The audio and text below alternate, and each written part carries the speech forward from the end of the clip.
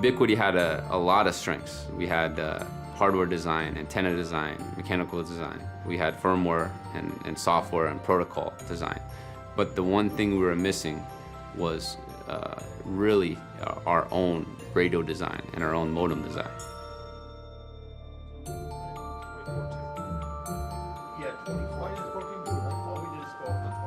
The group of guys that are here have been working together for about 20 years. We really collectively have, a lot of experience in the wireless data world, probably more so than just about any other company. So this team of people were originally all hired into Motorola. Some of us go back to the late 1980s. We actually worked on a program called Altair. Altair was one of the original attempts at doing in-building wireless networking. That was the first wireless local area network product ever. That was actually the first time that I'm aware of anybody built a wireless broadband product. A lot of the work that we did on Altair sort of continued on through Motorola and eventually became a product called Canopy. Canopy is a very popular product now.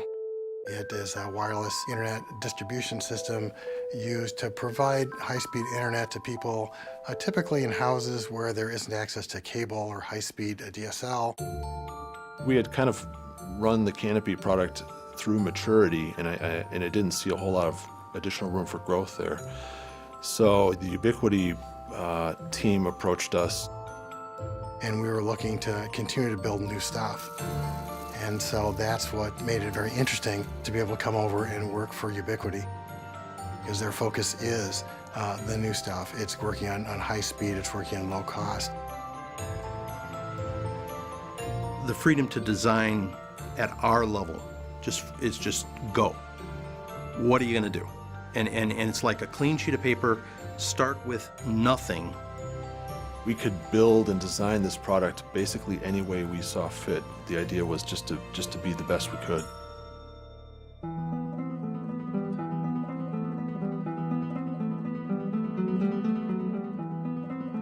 AirFiber is a new product line inside Ubiquiti.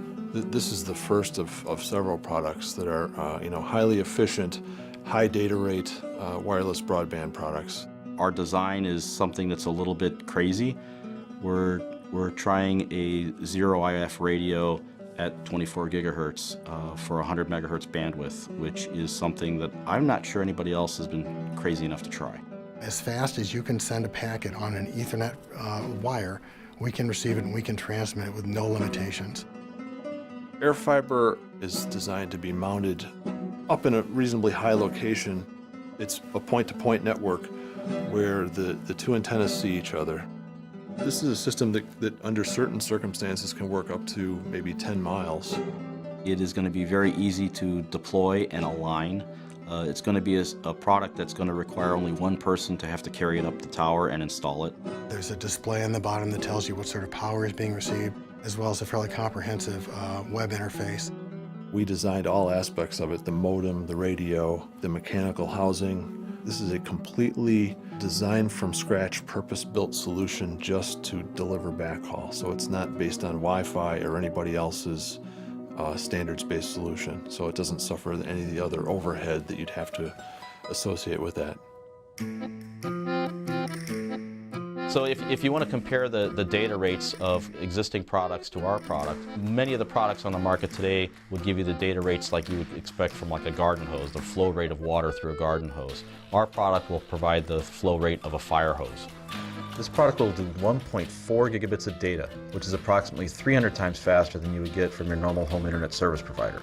Operators are going to be able to get between 10 and 100 times more data throughput for the same dollar. So that's the big impact that this product is going to have. We looked at 24 gigahertz and we actually wanted to do something up in high frequency, and that happens to be the next unlicensed band beyond 6 gigahertz. You can put it up anywhere. You don't have to do anything, no special paperwork, no licensing fees, nobody to go get permission from to operate the radio. The nice part is it allows anyone to purchase a product and start it up without any issues of getting licenses or having certain hoops to jump through where you can place the product. It's a freedom thing.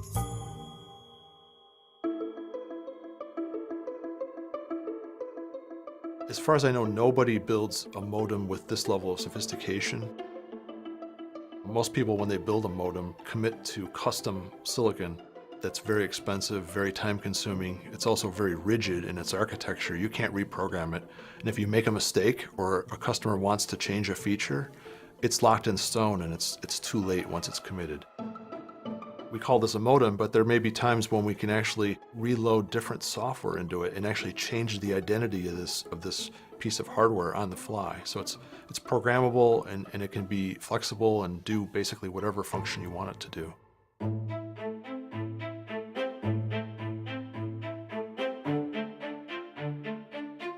Most systems, the farther you get away, the more time you have to wait for the packet to actually literally get from the transmitter to the receiver.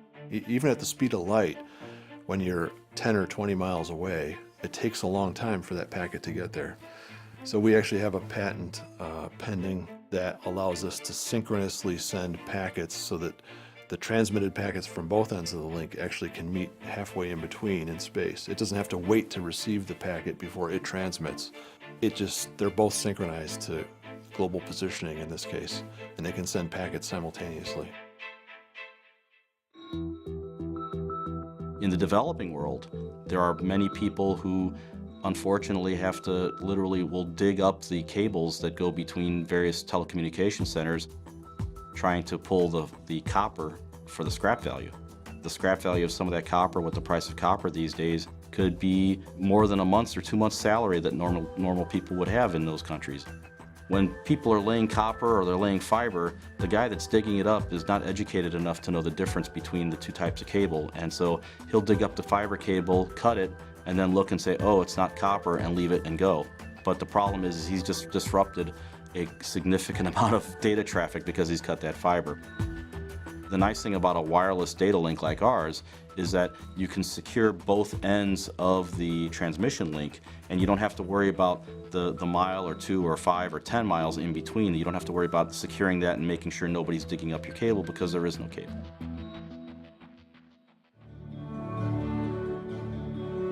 When you're given an opportunity to try to create something new, try to do something differently than someone else has done, as an engineer, that's always very exciting. Ubiquiti has a reputation for being very disruptive in the marketplace, and we found that very attractive. We like to think about products differently than everyone else. I think the thing that's really exciting about air fiber is it's the beginning, I believe, of what will be a number of products. It's going to be a whole lot less costly and much higher performance than anything else that's out there right now. It's the way kind of Ubiquiti does everything.